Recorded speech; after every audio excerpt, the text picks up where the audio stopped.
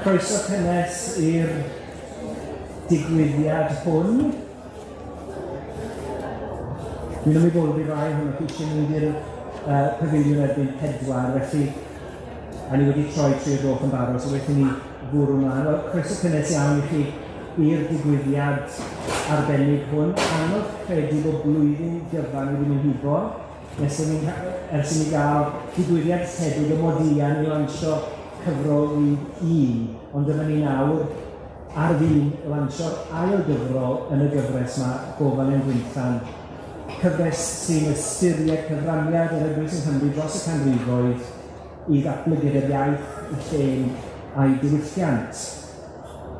A mae'r gyfrol sydd gyda fi yn llaw, dwi'n bydd yn llaw pob un ohono ni cyn iniadau, yn dysgu weithgarwch nifer iawn o bobl a llawer iawn o ddiwydrwydd. Yn enwedig ein golygyddion ar Athro Morgan, sydd yma ar y llwyfan gyda fi, a Dr Cynfael Lech.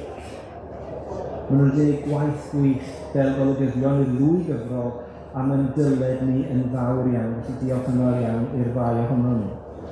Ond wrth gwrs mae ar unrhyw olygydd gwaith i'w olygu. Bydd e'n gyfrol denau iawn, heblaw am gyfraniad ar awduron sydd wedi treithi mor hiawdl am y pynciau dan sylw, a mae'n diolch ni yn fawr i bob un ohonyn nhw. Bydd Denzel yn gweud ychydig bach am gynnwys y gyfrol mewn munud. Ond mae yna lot fawr o ysgolheictod, lot fawr o wybodaeth.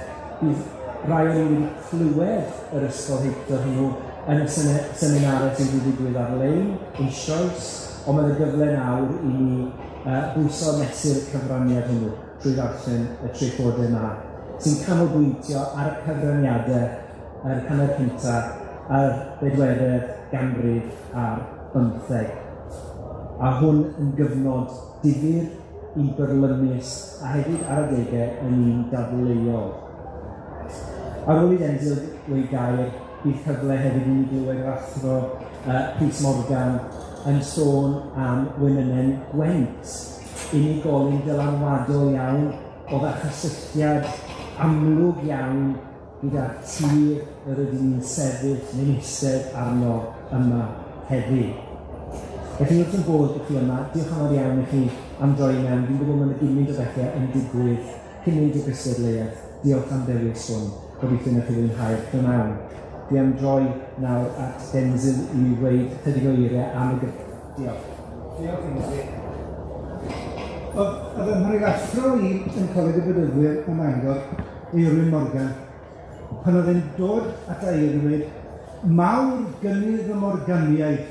A dwi'n siŵr bod fi'n gallu dweud yr un peth gyda bod Prys ar y hwysydd yn hyn, y prynhawn yma, mawr gynnydd y Morganiaeth. Na, mae'n hyfryd cael bod yma. Mae sawl un wedi ymddeheiro am ei absenoldeb, mae'r athro Wyn James wedi ymddeheiro am ei absenoldeb.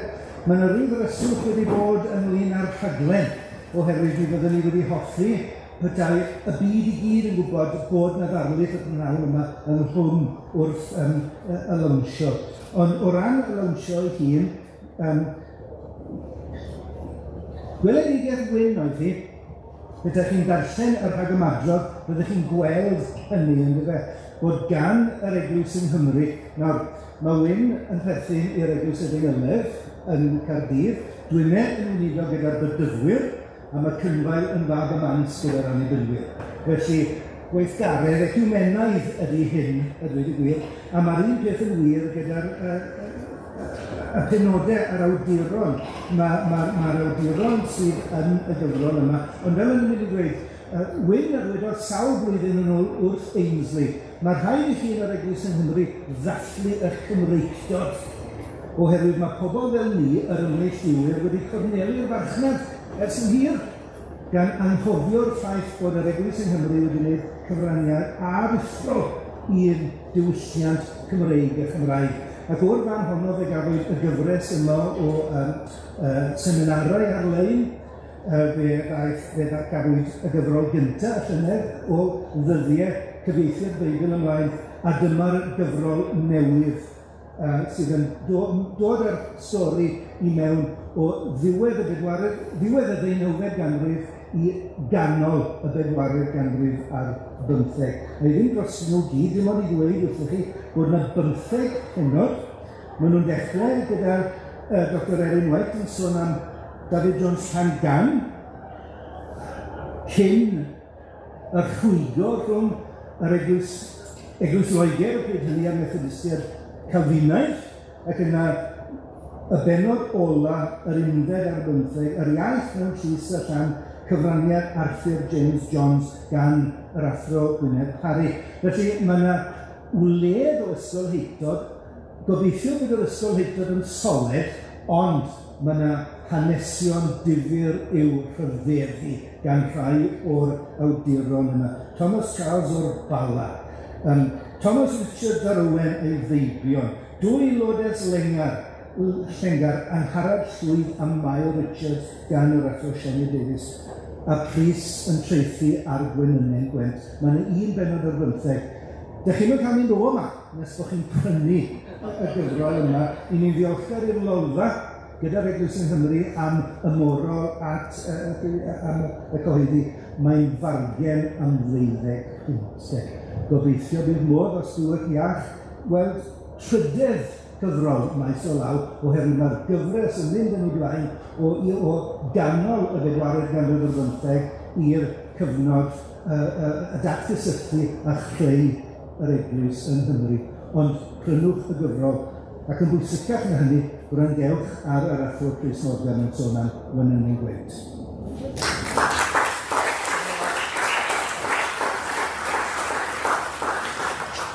Diolch yn fawr iawn Eisi, a diolch yn fawr Denzil. Dwi'n meddwl mae rheswm pam ydw i siwrni ar wahân i'r gysylltiad rhwng Gwenynen Gwent ac Ynys Angharad i oedd berchen y tir yma i a'i gŵr. Dwi'n meddwl mae rheswm arall i fod fi'n ddigon hen i gofio pobl oedd yn cofio Gwenynen Gwent. A beth yw'n rhyfedd yw, pan o'n i'n blentyn, mi ffurfiais i wahanol farnau ynglyn â Gwenynen Gwent o Garsahol ac Arglwyddes Llanofer, achos oedd rai o'n ffrindiau ni yn dwlu ar Gwenynen Gwent, enghraifft oedd rai Dyfrwy Griffith wedi geni yn Persondy Abercarn, a felly oedd ei thad John Evans yn ebrwyiad Eglwys Abercarn, ac oedd nhw yn addoli Gwenynen Gwent. Ond mae bobl eraill o'n i'n nabod oedd yn blant ac yn wirion i denantiaid Gwenynen yn Pontypridd a Ystadu o gyda un Siaradwr, a i gael nhw am Gwenynen Gwent oedd bitch. Real hen bitch. Ac dyna'r aifa.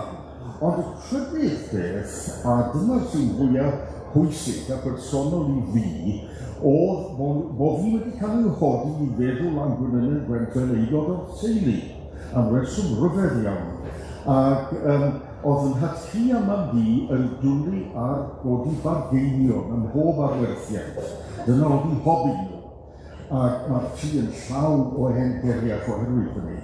A mi eithon am 3 diwrnod i arwerthiant Plas Llanofer yn 1936, hyn i fi gael ei wneud, a pennu pob math o bargeinion. O pryd oedd y diwrnod gyntaf, oedd dim bargeinion, dim ond llestri air oedd yn cael ei gwerthu, a llestri arian oedd yn gwneud diwrnod cyfan i gael gwared o ganodd o ddarnau o llestri air. Oedd na, enghraifft, fe brynodd dinas Llundain, oedd mam fi yn dweud, oedd y marci fel tylwyth teg, gwlad y tylwyth teg, ond oedd yna chi'n gweud, oedd e'n fwy tebyg i denw Solomon.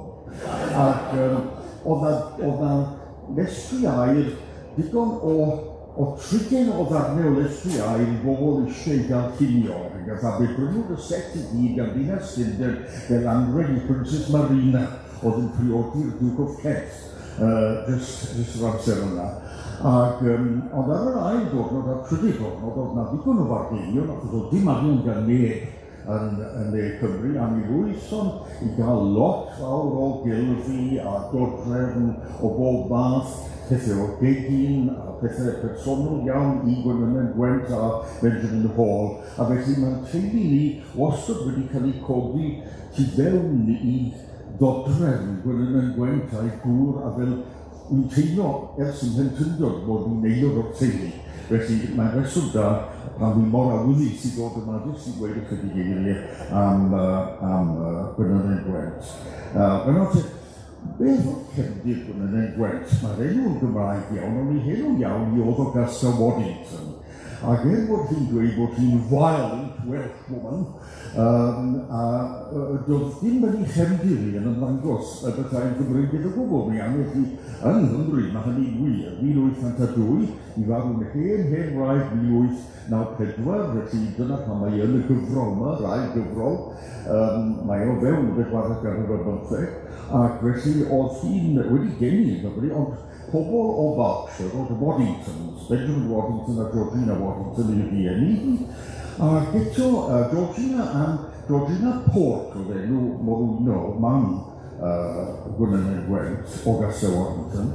Georgina oedd hi, ond oedd y Port ddisgynyddion I deulu diddorol iawn o Sir Fôn, o'r enw Bodychen, ac oedd Bodychen wedi mynd I deulu Sparrow, ac oedd rhyw berthynas I fam, taid mam Gwenynen Gwent yn Bodychen Sparrow o Bodychen. Ond oedd Sparrow yn o beth I wedi clywed gan Heneswyr Gwent yn ymddiddori lot mewn camlesu yn y 19eg ganrif. A nhw, y Sparrows mawr Sir Fôn, oedd mewn gwirionedd y ddolen gyswllt rhwng teulu y Waddingtons oedd yn awyddus iawn I fuddsoddi yng Nghamlas Gwent, oedd yn mynd o Aberhonddu I Gasnewydd, ac odwyd yn ddiwedd yn 19eg ganrif. A felly oedd y cysylltiad gyda'r Bodychen yn fwy pwysig nag o'n I feddwl ar y dechrau pan sgwennes i'r sgwrs yma. Wy'n wedi cael fy nghywirio mewn gwirionedd bod yna bwysigrwydd i'r Bodychens a teulu Sir Fôn. Ond beth bynnag, mi ddath y Waddingtons o Berkshire I brynu stad Llanofer o'r ar lan y gamlas. O'r ar lan y gamlas oedd yn bwysig, nid jyst bod yn Nghymru. Ond roedd teulu y Waddingtons yn bobl ddeallus iawn, ac oedd y merched I yn ddeallus iawn, ac oedd y merched hoff iawn o gael I addysgu'n dda iawn. Dyna, do'n nhw ddim I fod I ei brodwaith neu rhywbeth yna, sydd oedd coginio, ond do'n nhw fod I ddarllen lot, fod yn darllengar ac yn ddeallus iawn. Dyna oedd y brodafiad oedd wedi dod o rhyw hen ewydd, hen fodryg I Miss Port, Mrs Waddington, sef Mrs Delaney. Oedd yn ferch ddeallus iawn ac yn ffrind mynwesol i'r Frenhines Charlotte, a trwy Mrs Delaney a Frenhines Charlotte oedd y Waddingtoniwr yn ffrindiau mawr a teulu brenhinol. A hyd I oed Augusta yn ffrind i'r teulu brenhinol. Ond dwi'n meddwl mae Maxwell Fraser yn dweud, efo'r Augusta I hun yn dweud, mae'n mynd allan ar gefn ceffil o gwmpas y ddenu, gyda gwastrod, y perthyn I ddithad yn Gymro Cymraeg, a hwnnw yn hireithi am golli ffermydd a Chymru Cymraeg yn nhw dim ond Saeson oedd yn byw na erbyn hynny, ac oedd hi'n dweud mae y gwastrawd yma oedd yn Gymro Cymraeg, wrth fynd â hi o gwmpas ar gefn dysgu, mae pogaeth I fi, oedd wedi I throi hi yn Gymraes, ond mae Maxwell Fraser, gwraig Trefnwyd, a Achterwydd Trefnwyd, Mrs Maxwell Fraser, Mrs Edgar Phillips, yn hofio yn dda iawn, beth hyfryd iawn, oedd hi, a mae hi yw'r awdurdod penna ar Gwenynen Gwent, a mae hi dweud, mae'r wir reswm am droi Augusta Waddington yn Gymraes, oedd dylanwad ffrind mawr Ni mam, sef Lady Elizabeth Brown Greenley, Lady Coffin Greenley, ac oedd honna wedi dysgu Cymraeg a wedi dysgu chi oedd noddwr raidiol o Morgannwg am blynyddoedd cyn I olo farw, ac oedd hi wedi ymuno a gorsedd I olo dan yr enw Llwydlas, oedd yn Llwydlas yn cyfieithu'r gair Brown Greenley. a oedd hi'n llwydlais, dyna oedd hi henw yn orsedd. A trwy llwydlas, yr oedd Augusta yn gwybod am Carnhianaw, Thomas Price Carnhianaw. A mae Matthew Prys yn dweud na dyna oedd y prif ddylanwad yn troi Augusta yn Gymraes o efodi o chymryd o ddylanwad y Saesneg. Wel, beth bynnag, mi briododd Augusta a Benjamin Hall yn 1823. Nawr, oedd Benjamin Hall yn ymcysylltu ni gyda'r Eglwys yn Nghymru. Oedd Benjamin Hall y trydydd, oedd wedi enni 1802, oedd e'n fab i Benjamin Hall arall oedd yn aelod seneddol, ond oedd hwnnw, Benjamin Hall yr ail, yn fab i Benjamin Hall y cyntaf. Ac oedd Dr Benjamin Hall y cyntaf yn dod o Daisybach yn Gymffryston, yn Sir Benfro, mi ddath yn ddeon Eglwys Llandaf. Ond heblaw bod yn ddeon, oedd yn ni busnes a diddordeb eto mewn camlesu. Camlesu oedd ei hobi fe, ac oedd e'n buddsoddi mewn camlesu ym Morgannwg, a ddwy hynny i ddath i gysylltiad gyda'r Halls, gyda'r Crauchetes. Ac oedd y Crauchetes hefyd yn bobl oedd yn buddsoddi mewn camlesu. A mae'n dredwyd yn man bod y ddau deulu yn uno mewn priodas, a fe briododd Benjamin Hall y ail ac Charlotte Crauchet. A dyna droi'r Halls dros nos yn ddiwnyddion, achos oedd Richard Crauchet wedi dotio ar y briodas yma a wedi rhoi stadyr, yn unig angharad, bod math o stadyr y Castell Cenedlaethol iddyn nhw, a mae drog, a iddyn nhw yn gwneud bod y set air yna, oedd ma'n ddi'n sôn amdano. I'w priodas nhw oedd y set air, digon o air, digon o bobl ddod i'r lef priodas a byta ar platiau o air. Yn 1808 o hynny. Felly dyna ddau deulu pwy sy'n dod at ei gilydd a'r bobl sy'n dod o bobl gyfoethog gyfoethog a digon o arian gyda nhw i Benjamin Hall y trydydd, sef gŵr Gwenynen Gwent, i ddod yn aelod seneddol a fath yn aelod o Llywodraeth, a Llywodraeth Palmerston, a fe hefyd oedd yn edrych ar ôl y gweithiau brenhinol, fe orllenodd godi Palace Westminster, a fe gododd hefyd y tŵr Big Ben, achos bod Benjamin Hall y trydydd yn dyn tal iawn, chwech ffordd a 7 modfedd, ac oedd neb wedi meddwl roi enw i Big Ben, a felly mae benderfynodd roi enw Benjamin Hall, Llanofer a Abercarn i'r tŵr enwog yn Llundain. Felly dyna gysylltiad arall rhyfedd i chi. Ac ond oedd gyrfa wleidyddol Benjamin Hall, doedd ddim gymaint o gyfreiddydd a Gwynllan, ac eto un o'r trysorau ni a gafwyd mewn agwerthiant llyfrau Llanofer yn Llundain yn 1926 oedd geiriadur bach Cymraeg a does dim arwydd bod Augusta wedi cyffwrdd â'r llyfr ac enw Benjamin Hall sydd ar y geiriadur Cymraeg sydd gyda ni nôl yn y tŷ. Felly na brawd bod Benjamin Hall hefyd yn ymwneud yn y Gymraeg, heblaw Gwenynen. Ac beth bynnag, fe gafodd y par ifanc droeddigaeth ar y ffordd i Damascus, ond Damascus tro hyn oedd Aberhonddu, 1826. Mi gysyn nhw droeddigaeth ac yn eithaf o'r Steddfod ac yn halw gan y Cymregyddion yn Aberhonddu. Ac oedd Gwenynen wedi dotio ar gani'r Denin Davies gan John Jones o Ddolgellau, a mae benodwyd yn dynynol i'r plas yn Llanofer, ond wedi penderfynu symud o Abercarn i'r hen gartre Waddingtoniaid, ac mi ail godwyd, mae godwyd plas gwbl newydd yn y parc. A ond nhw'n byw am beth amser yn tŷ uchaf, sef y tŷ Llangannedd Augusta, a mae tŷ hwnnw'n parhau i sefyll i heddiw, yn parhau i fod yn meddiant i ddisgynyddion y teulu. Ac ond oedd plas mawr wedi godi, a'i bwriad nhw wedi ni o troi y plas yn Llanofer yn rhywbeth o balas i gynnal cynadleddau ynglyn â Chymraeg a dilyn deures a cerddoriaeth Cymru ac yn y blaen, oherwydd bod nhw wedi cael y droeddigaeth yma trwy'r Cymrigyddion yn y Fenni yn 1826. ac yn gwahodd pob math o Gymru i'r plas, ac o'r llenwyd yn 1837, ac ydych chi'n gallu gweld i Cymreigwr nhw'n dod allan, mae'n ddiddorol iawn i weld yr arwyddau a ddewisodd Gwenynen i'r teulu, sef ni ddaw da o hir a rofin. I chi sy'n o'r deg gwybod beth yw ystyr rofin, ni rofin neu rhywbeth, ni intended to do something.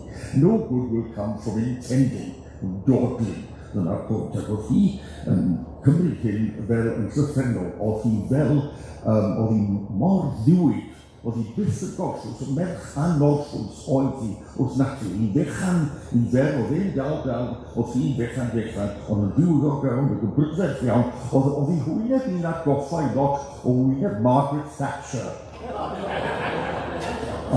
Prydferth. Ac oedd hi'n benderfynol wedi o greu yn y 30au a 40au, oedd y syniad yma wedi codi o'r Cymrygyddion ydy hi greu utopia yn Llanofer a creu rhywbeth o amddiffynfa, rhyw gair i Gymreigrwydd yn Llanofer. Dyna oedd ei syniad hi. Creu rhywbeth o beth ydyn ni gael rhywbeth o Ruritania mewn ffordd, rhywbeth o frenhiniaeth ddigyfnewid lle oedd pawb yn hapus ac yn siarad Cymraeg, cael eu cynnistion, lle nad oedd dim problemau o'r newyddfyd blin o gwbl yno, ac oedd pawb yn hapus yn cael eu cynnistion ac ddim yn trafferthu o ynglyn â pleidleisio ar rhywbeth yr yna, ac ble pawb yn hapus yn yr utopia yma i gyd yn siarad Cymraeg, canu'r dilyn a canu y penillion. Dyna oedd ei syniad hi o stad Llanofer a fydd y dim lle i unrhyw Saeson fod yn agos mewn i'r stad. Dyna beth arall oedd yn bwysig i. Ac oedd hi'n aelod o'r orsedd o 1834 ymlaen gyda'r enw Gwenynen Gwent, achos oedd hi wedi ennill gwobr am dreithawd a'r bwysigrwydd cadwedigaeth yr iaith Gymraeg a cadwedigaeth dillwisgoedd Cymru. Ar ôl ei fynd o gwmpas Cymru, dyn ni lluniau gyfrlyw o ferched yn gwisgo hen brythynau Cymreig a mi greodd wisg homogenised mewn ffordd o'r holl wisgoedd yma, oedd hi hun am bob amser yn gwisgo'r wisg yma. Nath yn enwog yn 1834 yn Steddfod Brenhinol Caerdydd. A mi benderfynodd hefyd i wobrwyo, i roi gobrau yn hob eisteddfod bosibl, ac yn y steddfodau y fenni, dyna prif lwyfan i Hathrolith, ys y steddfod ydi, oedd steddfodau fenni, a mi roddodd wobrwyo, hi a Benjamin wobrwyo yn y 20 mlynedd a lle bydd steddfodau yma yn y fenni 1834 i 1853, mi roddodd yr arian yn yn harian ni heddiw dros 250,000 o bunnoedd yn wobrwyon. Felly, allwch chi ddim dweud ac wedi ddim Cymreig o ddifri, nid hobi ysgawn i'w hobi lle chi'n rhoi wobrwyon gwerth yn harian ni o dros 250,000 o arian. Felly, oedd y steddfod yn un boblogaidd iawn, naturiol iawn oherwydd y gobrwyon. Ac nid yn hynny, mi heblaw gobrwyon, a mi sefydlodd rhywbeth o ffactri i wneud delyn-deires yn Nghaerdydd gyda Bassett Jones. Mi roedd yn agos yn 20 delyn-deires Gymreig i'r steddfodau a pobl eraill yn cael ei hannog i brynu dylunau Bassett Jones. Mae pobl yn eofio bod Caerdydd wedi bod yn ganolbwynt i gynhyrchu dylunau teires. Oedd hen delyn, oedd hi'n benderfynol, mae dyna oedd offeryn cenedlaethol y Cymru. Oedd hi'n hoff iawn o sôn am nationality, cenedlaethrwydd.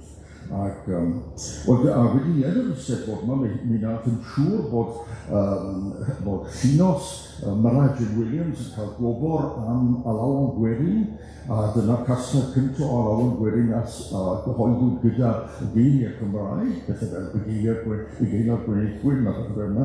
A hefyd hi gafodd arian i roi gwobr i Thomas Stevens am the literature of the Cymru 1849 a gyhoeddwyd wedyn i chydig blynyddoedd wedyn a dechrau cyfnod newydd o beirniadaeth hanesyddol Trefnwyd Cymru. Oedd yna bethau pwysig iawn wedi gwneud yn Eisteddfod y Fenni mewn gwirionedd, nid just y pasiant. Mae pawb yn meddwl am Gwenynen yn Gwent, just o merchol yn gallu gwneud pasiant yn y blaen. Wel, oedd cael yn mwy na hynny yn y peth, ac oedd hi Dwi'n nes os ydyn ni wneud, wrth gwrs, oedd hi wedi sefydlu ysgolion hefyd, a Carnhianawg wedi sefydlu ysgolion, ac oedd Benjamin Hall a Carnhianawg a Gwenynen yn gyfeirio pan gynhalwyd y Comisiwn i Addysg yng Nghymru yn 1847. Achos oedd y Comisiynwyr yn ymosod ar eglwyswyr heblaw capelwyr. Oedd y capelwyr yn y pen draw wedi troi'r dŵr i brotest yn erbyn y Comisiynwyr brad y Cyfregeisiwn. Oedd y capelwyr wedi troi'r dŵr i'w melyn hwy erbyn 1854. Ond yn wreiddiol yn 1846-47, roedd y Comisiynwyr hefyd yn ymosod yn gas iawn ar yr eglwys yng Nghymru hefyd, ac ar eglwyswyr, a hefyd yn ymosod yn arbennig iawn ar Carnhianawg, ac ar Benjamin Hall, ac am Augusta ei hunan, achos bod hi'n mentro cynnal ysgolion yn yr ardal yma, oedd yn dysgu Cymraeg o sôn yma, a canu penillio'r ysgolion yn dda. A felly oedd Gwynllan yn gyfeirio ynglyn â hyn. Ac bu Carnhianawg farw, dwi'n meddwl, o sioc ynglyn â hyn, me gosod Carnhianawg, Thomas Prys. Ac a mi drefnodd i ffrind ffrind yn wesol, Jane Williams ysgafell, oedd yn hanesydd ar Fercog yn ysgol, ac llawer iawn gwell yn sgwennu na Gwenynen ei hunan, Gwenynen hefyd yn gallu sgwennu a dynnu lluniau yn hyfryd. Ac oedd mi berswadiodd hi Jane Williams ysgafell i sgwennu llyfr o'r enw Artegol yn ymosod ar y Comisiynwyr, gan dangos mae crwyddfwynod oedd enw i hi yn gweud celwyddau. A mae hefyd me ofynodd i hi ffrind Sir Thomas Phillips oedd wedi bod yn faer Casnewydd nôl at y Siaradwr 1839, oedd Sir Thomas Phillips dan i ferswad hi'n disgwyl clamp o lyfr o'r enw Wales yn 1849 yn ymosod ar ystadegau y Comisiynwyr. Dyna un peth oedd hi wedi gwneud, a peth arall nath i oedd dod yn gyfeillio mawr gyda Ifan John Gwynedd, oedd yn weinidog wedi troi yn newidiadurwr yng Nghasnewydd, a mi gafodd Ifan Gwynedd i sefydlu'r papur y Gymraes i wella moesau a Gymraesau, neu yn siŵr bod nhw'n cael rhywbeth difyr i darllen fel merched. A hefyd, fe beswadiodd Gwynedd i sgwennu pamffledi yn Saesneg yn dangos beiau ar yr ystadegau oedd y Comisiynwyr wedi defnyddio. A hefyd oedd hi wedi perswadio Gwynedd i gael Hugh Hughes yr arlunydd i goeddi res o gartwnau yn ymosod ar y Comisiynydd a dangos pa mor dwpa, pa mor gelwyddus oedden nhw. Felly oedd hi wedi trio ymateb, ac oedd hi'n gwneud hyn ar hyd i hoes, dwi'n meddwl, nid jyst rhywbeth yn y 40au, ond oedd hi'n parhau i roi wobrwyon, gwedwch, yn y 60au am ganeuon i dicsio'n gyfyddiaeth, un o'i ffwyntiau mawr chi. Oedd hi'n dod o dyn o Bartra, oedd hi'n rhoi wobrwyon am dicsio'n rhywbeth yn ymosod ar dicsio'n gyfyddiaeth, a hyd mewn llyfr mor ddiniwed i olwg a'i llyfr enwog hi ar Good Cookery from Wales, 1867. Mae Good Cookery yn hynod o ddiddorol, achos mae'n nid yn unig yn rhoi'r seitiau o bethau sydd wedi dod yn enwog, fel picau ar y man ac mae hi'n gael o fel teisen frai, tisio froi fel o bobl yma dydw tisio froi. Ac nid yn unig bod hi oedd y gyntaf yn ffordd i roi hoeddistrwydd i Welsh Cakes, oedd nhw'n fel Welsh Cakes, eisiau roi. Ond hefyd mae'r llyfr yn dangos bod bod y merched yng Nghymru oedd wedi cael siwrd amser gwael dan y lach gan y comisiynwyr yma oedd wedi dod i'r casgar o bod rownd i Gymru bod pob Cymraes yn Brydain. Dyna oedd i disgrifio nhw, a pob Cymraes yn slatterly. Ddim yn gwybod sut oedd wedi, ond slebog. Pob merch yn Gymru yn slebog neu yn Brydain.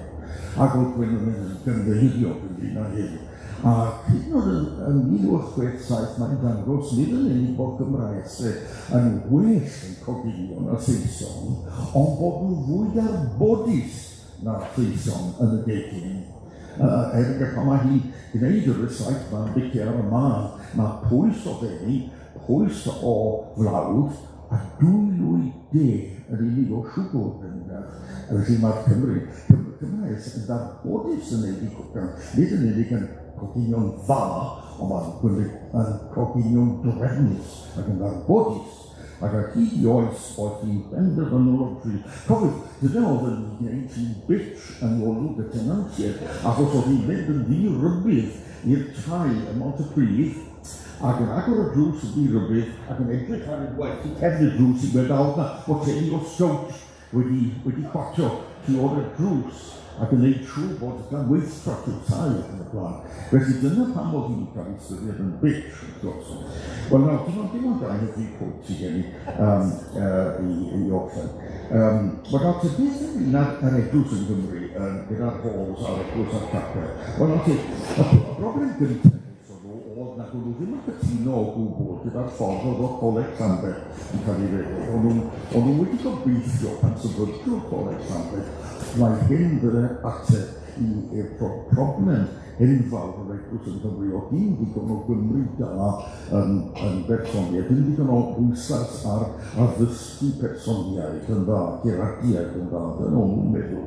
A dyna pam, achos bod y Brygeffen, Bishop ac yn wael, dyna pam o bobl yn mader ar eglwys ac yn mynd i gapeli, o'r capeli wedi codi wedi'r cyfan yng Nghymru yn y cyfnod yma, un capel newydd bob wythnos. A pan oedd y geri marwol yn wedyn cwledd y Prys a Rhondda, oedd capel yn cael ei agor felly bob 8 diwrnod. Felly oedd yn hemorrhage ac yn rhaid wneud rhywbeth yn ei gyrchau ac yn nhw'n meddwl yn ateb o'r Coleg Llanbed a lot o'r Cymru Cymraeg da yn dod y Coleg Llanbed, ond o'n nhw'n siomedig iawn yn yr esgogon o'r Cyfrol. Fi ddim yn gwybod beth oedd i barn nhw ynglyn â'r ysgogion cyn hynny, ond nhw'n siomedig yn Cyfrol a hefyd yn siomedig yn y prifathro Llywelyn, ac oedd e ddim yn digon bywiog. Oedd e'n Gymro Cymraeg, ac oedd e'n gallu siarad y Gymraeg yn gyhoeddus, oedd e'n dod o Forgannwg, ac oedd nhw'n siomedig, ac oedd e ddim fwy bywiog, ac oedd e ddim yn bywiog iawn, yn edrych ar ôl adeilad. Ti dewi chwaith, ac oedd hynny fath o siom iddyn nhw. Wel, dyna'r peth cyntaf y gwyddo, ond nhw'n siomedig. Ond oedd Ben Hall hefyd yn Llundain wedi penderfynu gwireddu breuddwyd y cyfredorion yn y ddeuawfed ganrif o gael eglwys Gymraeg yn Llundain a fe ei hunan brynodd yn 1844 sy'n dethol Breeders Needy Place. Fi wedi bod na eglwys Gatholig i erbyn hyn. Dyna oedd y tro cyntaf i'r Cymru Cymraeg gael eglwys yn Llundain. Cyn mynd i drosodd i St Benet's Forth. Na hi beth nes o'n nhw. A wedyn mae Gwenynen hefyd, Gwenynen Gwent yn mynd at Dr Thomas Phillips, oedd yn doctor yr East India Company, a oedd hwnnw wedi rhoi llyfrau gwerth miloedd a miloedd i Lambed, ac oedd Gwenynen wedi perswadio Thomas Phillips i gyd o rhoi y cyfan o'i ffortiwn i Lambed. A dyma'n gofyn am beth o'i ffortiwn mwyn sefydlu Coleg Llanymddyfri. Mi bryn o'r dydd yn Llanymddyfri a wedi hi sefydlodd y coleg gyda'r arian Thomas Phillips East India Company yn Llanymddyfri 1848. Felly dyna un peth nath i dros gael. Oedd hi'n meddwl falle bydden ni'n cael dosbarth canol o bersoniaid ac iradiad yn dod o Llanymddyfri.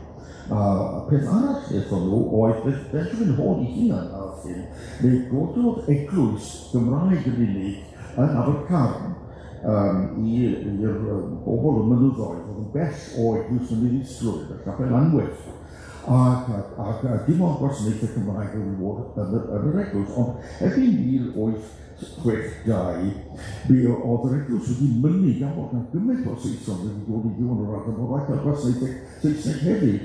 A mi ath Gwynllan i fyny Abercan a troi'r eglwys, a roi'r eglwys i'r Methodistiaid Caldinaidd. Ond, typical o Gwynllan, do'n nhw ddim yn cael yr eglwys am ddim, oedd rhaid iddyn nhw gytuno cael gwasanaethau Anglicanaidd Cymraeg yn yr eglwys. Ac oedd nhw ddim yn cael defnyddio o llyfrgweddi gyffredin, oedd rhaid iddyn nhw gael llyfrgweddi gyffredin gan Gwynllan Gwent. The use of Abercarn, mae'n cael ei alw. Mae'n bod o hyd, the use of Abercarn, oedd hi wedi ail-sgrifennu llyfrgweddi gyffredin. I hunan, real control freak. Oedd hi'n goruchaddgu, os dyna'r control freak, goruchaddgu, a goruchaddgast yn mewn ffordd yn Gymraeg ydy. Oedd hi, ac dyna sy'n coed, o John Evans, Mrs. W. Griffith, oedd yn ffrind yn gybydog i ni, oedd Sir John Evans oedd yn ebrwriad. Ac beth oedd Caldinaidd yn ebrwriad yn gwisgo gwisg yr Anglicanaidd, ac yn defnyddio llyfrgweddi gyffredin, a fe gadwodd hyn mlaen fel trefn hyd at, oedd ei wedi mynd o'r eglwys yn 1916, ac erbyn hynny, peneth stad Llanofer oedd merch Gwynllan Gwent, Augusta Jones o Llanofer, ac oedd hi'n Babyddes. Felly dyna chi eglwys a godwr gan yr Anglicaniaid, yn cael ei redeg fel eglwys Anglicanaidd, ond cael ei redeg hefyd gan bregethwr o Methodist a dan nawdd Babyddes. Mae'n gwbl anhygoel yn unigryw yn hanes y byd. A felly, ydych chi'n gweld bod delio oedd yr eglwys yn eitha'n anodd iawn i delio gyda'r Gwynllan mewn gwirionedd, ac oedd hi'n parhau hyd nes fod hi'n hen wraig yn mynd cael swyddi i ffrindiau i hun. Gynnar iawn yn ei bywyd yn fynod bod John Jones Tegid yn cael reifforiaeth yn hyfer lawr yn Sibemro, fynod wedi ni, mor hwyr am 1882 oedd hi'n sgwennu pob math o lythyrau a Gladstone, achwyneg oedd ddim yn gallu darllen sgrifen Gwynllan Gwent, ond yn mynd cael cyfnod Cymraeg fel esgol Llandaf. Mae'n gafodd i ffordd yma. Felly ar hyd i hoes, oedd hi'n delio gyda'r eglwys, oedd hi'n isen Anglicanaidd un, Whig iselibwysig oedd hi, a Benjamin Hall hefyd. A felly o'n nhw'n eitha parod i fynd i gapeli i wasanaethau yn beth waith, a oedd hi yn hen wraig gafodd ei wrando ar Spurgeon yn pregethu uwchben Dinebwy. A dyna lle oedd Spurgeon, oedd hi wedi dod yng nghanol yr holl bobl yma i dop y mynydd mewn open lando gyda postilion ac y ffyddau ac yn y blaen i wrando o'r Spurgeon. A dath Spurgeon lan at y carriage ac edrych ar Gwynllan reit yn ei siced yn gweud, I've come here to preach to men and women and not to horses. A dyma Gwynllan, cymaint o gwylydd arni, fe ddath lawr o'r lando a sefyll gyda'r gynulleidfa, oedd yn teg i ni, a oedd yn teg o fe i Spurgeon. Felly, oedd hi'n iselibwysig ac o'n llecwydd iawn yn ei perthynas gyda'r eglwys yn Nghymru. Ond nawr y pwynt ola, gyflym iawn, pwynt ola, erbyn yr wyth, oedd hi'n llwyddiannus iawn yn y 50au a 60au falle, ond erbyn y 70au a'r 80au, oedd y math o werthoedd oedd gan Gwynllan yn mynd yn hen ffasiwn, oedd y delyn deiris yn cael ei syniad yn rhywbeth yn ffasiwn proff stafal mewn Cymru, o Cymraeg oedd yn ymddiddori yn y berdoneg, y piano a chore meibion a chore gymysg ac yn y blaen, chore, ac oedd y math o ddiwylliant parchusrwydd a capelyddiaeth a difrydiaeth modern Gymreig ddim yn apelio at Gwynllan ac oedd hi'n perthyn fwy i fyd y gorffennol yn gwirionedd. Ac felly oedd hi'n mynd yn fwy o, ac pan oedd hi'n trio cael yr Eisteddfod i gynnal Dawns y Glocksen, Delyn Deires a Campynillion o'n nhw'n gwrthod. Ac oedd hi'n gorfod trio cynnal gwyliau cerddant i hunan ar ei ffos i hunan. yn Abertawe, Caerwys ac yn y blaen, tri o'i gorau i gynnal yr hen ddiwylliant hwyliog o'r 19ef ganrif. Mae'n gwiriwr y romantig o ddiwedd o fe. Dyna oedd ei ddiwylliant chi. Gwbl wahanol i ddiwylliant cynnydd y Cymru oes Victoria. Ac erbyn y diwedd mewn ffordd oedd hi bywyd hi wedi mynd yn dipyn o siom yn gwiriwr. Erbyn 1896 pan oedd hi'n 97, ond hyd y diwedd oedd hi'n cadw at y syniad yma o gael y Ruritania yma o gwmpas Llanofer. Y peth o'na nath hi yn noswaith cyn iddi farw yn 1896 oedd wneud yn berffaith siŵr nag oedd asiant ddim yn gadael i rywun oedd yn Saes i gymeriad ffarm ar y stad. We must have a Welshman there. Make sure that this farm goes to a Welshman there. Nôl et ti a maw.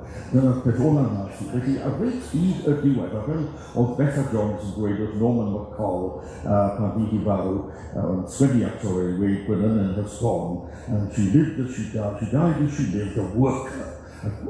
Weithgar dros Gymreigrwydd. Fel oedd hi'n gweld pethau, wrth gwrs, a da ni ffilderau hi, wrth gwrs. Ac oedd Llanofer wedi ni ymeddiant i merch Augusta Jones, oedd y teulu wedi newid i henw yn Herbert, achos nhw yn ddisgynyddion i'r Herberthyr, ac nhw wedi sgwennu at Iarth Penfro i ofyn iddo fe, a oedd os gyda Iarth Penfro o Peneth y Herberthyr, a lle nhw newid i henw o Jones i Herbert, a ges nhw lythyr nhw yn gweud wrth gwrs gyda nhw newid, oedd ar gymaint o deulu oedd wedi sgwennu at Lord Pembroke yn Wilton i ofyn am gynnydd oedd e wedi penderfynu newid i enw nôl yn John Jones. Dyna'r stori, dyna'r gwrs am y pan o'n Gwent.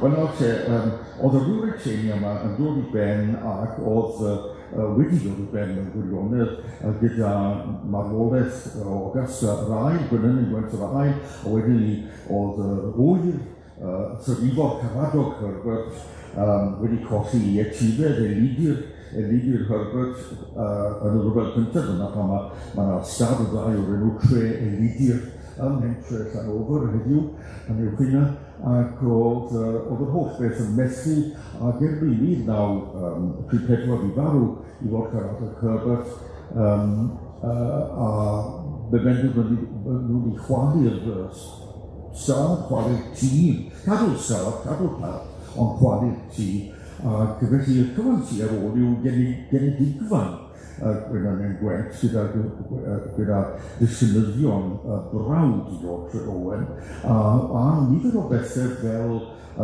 defaid Cymreig a'r gwartheg Cymreig ac yn y blaen, oedd nhw wedi casglu a'i ddisgynyddion nhw, mae defed Llanofer a gwartheg Llanofer yn ddisgynyddion i greaduriaid oedd hi wedi casglu am ei bod nhw'n Gymreig. Os rhaid i gael popeth Gymreig, dim ond y gwerinwyr, ond oedd yn annibyniaeth hefyd yn gofod bod yn Gymreig, yn y Ruritania yn Llanofer, felly. Ac felly, Crystal Hall, bod yn hati am y fi wedi prynu llawerion o'r pethau, oedd y teulu wedi gofyn i fi roi catalog iddyn nhw o beth ond ni fel teulu wedi prynu, a wedi pan ydych chi'n mo'n gwybod? Wel, oedd y trysorau gapsod i nôl pan chwalwyd y plas wedi cael ei roi mewn warws yn docs Cardydd, le mae'r gynulliad hefyd. A fe gwybod bom am nhw, 1940, wedi ysgio popeth. Felly chi Morganiad yw'r unig rai sydd wedi cadw pethau o pan Gwenynen Gwent. Wel, diolch i am rando, wedi troi'n argraff mewn ffordd bod popeth yn mywyd Gwenynen Gwent wedi troi yn fethiant. Ond felly, mae rôd yn troi a mae Cymreigwyr wedi dod nôl yn raddol bach i Sir Fynwy ac gath rai pethau da. Reit ar y diwedd oedd Lord Tre Owen wedi penderfynu 1916 fod e'n siŵr bydde Llanofer yn cael ei ddinistrio ran Zeppelins. Oedd e'n siŵr bydde Zeppelins yn dod o'r Almaen uwchben Llanofer a dinistrio'r plas. A mae benderfynodd roi holl bapurau'r plas yn gynnwys holl bapurau Iolo Morgannwg i'r Llyfrgell Genedlaethol, oedd yn dwlu ar y Llyfrgell Genedlaethol, wrth gwrs. A dyna ffordd 1916. ac erbyn 1976 yn meddwl dechreuodd gweithio ar hynny Griffith John Williams yn gweithio ar ei ysgolheictod pwysig ar Iolo Morganw. Just blwyddyn ar ôl i lot o roi papurau, mae'r peth yn gweithio. A dyna ni dweud bod nai i Griffith John Williams, nai i Matthew Williams, brawd Griffith John, sy'n newydd ennill fedal wyddoniaeth ddoi, mae Rodney Jones. Felly mae yna cysylltiad rhwng yr hyn digwyddodd llawer dydd a'r hyn sy'n digwydd nawr, ac i chi'n gallu gweld bod y rôd yn troi yn ei syngharad o Gymreigwydd yn raddol yn dod yn ôl bod e wedi ymddangos yn gwbl farw pan nhw'n un blentyn. Felly ni'n falch am ei ddod yma. Diolch yn fawr am wrando.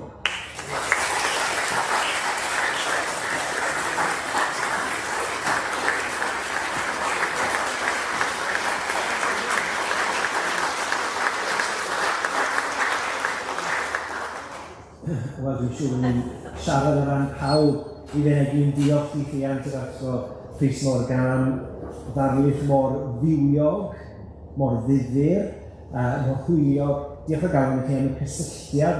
Ti'n ni'n sylw i'r cysylltiad personol, ond hefyd y cysylltiad o'r tir hwn, ond hefyd y cysylltiad sy'n parhau nawr. Felly mae'r etifeddiaeth roddodd Gwenynen Gwent ni yn un ddiw hyd yn oed heddi. Diolch o galon i chi. Bydd o rai hyn o chi sy'n teithio nôl i gyfeiriad y fenni yn sicrhau bod chi'n mynd ar hyd ffordd Damascus. Pan byddwn yn mynd i'r brifddinas yn Llundain, byddwch chi'n edrych ar dir cyffredin ac ar Big Ben mewn ffordd wahanol.